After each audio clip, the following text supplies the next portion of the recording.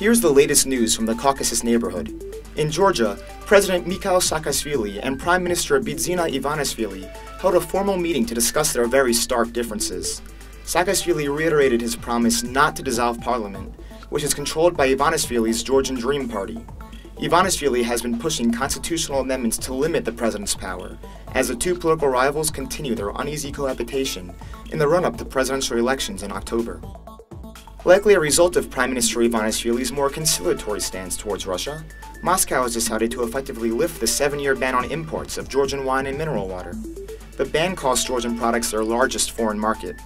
More Georgian companies have also sought to resume exports to Russia, and Ivanishvili has pledged to improve Georgia's political and economic ties with Russia.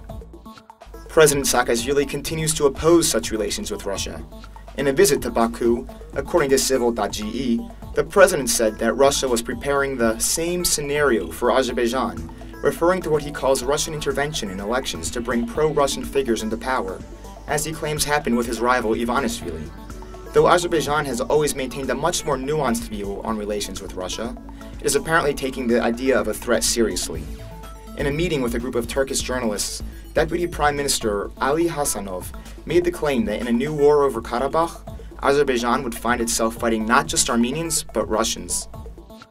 Meanwhile, the Azerbaijani government wages a vicious campaign to silence its critics, according to a piece on al-jazeera.com, which argues that the human rights situation in Azerbaijan has deteriorated at an alarming rate in the past few months, pointing to strong punishments given to anti-government protesters, the illegal seizure of property from some activists, and the very public denouncement and punishment of author Akram Aylisli for the tolerant view of Armenians in his novel Stone Dreams. As for Armenia, its post-election season continues with more rallies and protests by presidential candidate Rafi Hovhannisyan, who came in second in the official polls.